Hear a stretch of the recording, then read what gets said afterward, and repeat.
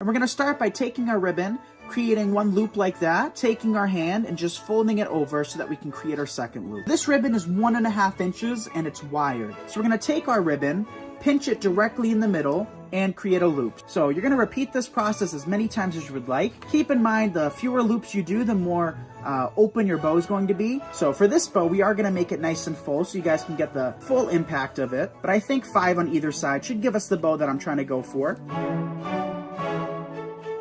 So what we can do now is cut off our ribbon. I always leave about 1/4 inch to 1/2 inch, sometimes even longer, of an extra tail.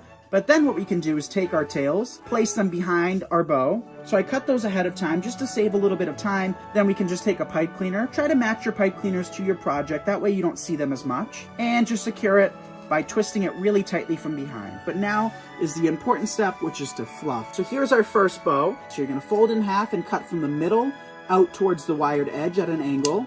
And what that does is creates a really pretty finished edge to your ribbon. So here we have another roll of ribbon, and this ribbon is 2.5 inches. So we're just gonna take this bow and start creating our loops. So we're gonna create one loop and 2 tails.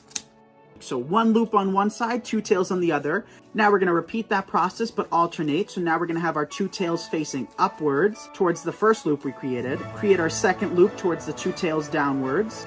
But we're gonna add about 3 or 4 more of these to create a nice full bow.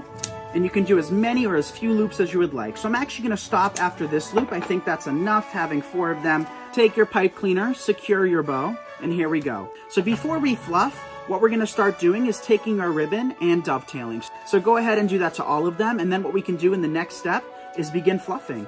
So now it's time to fluff. So as I've said before, bows are totally customizable. Feel free to use whatever size ribbon, whatever color combo. So now we're gonna create a third bow, and this bow is the most easy out of all 3 of them. And what we're gonna do is use this ribbon, and this is a 1.5 inch. We're actually gonna leave the tails on this bow. We don't need to cut them separate, but we're gonna start with just pinching one loop. So we're gonna take it, pinch it backwards. We created one loop with one tail. To create your second loop, we're gonna create a third loop. We're gonna do 2 on either side, and then something that I like to call a button loop, dead smack in the middle. So now we have 2 on either side, and now to finish off our bow, we're gonna create a little button loop right in the middle. Then what we can do is cut off our tails, take our pipe cleaner, secure it to your bow, dovetail the ends, and there we go. So now what we can do is fluff that out, make sure it's as beautiful as we can get it, like that. And how pretty is that bow?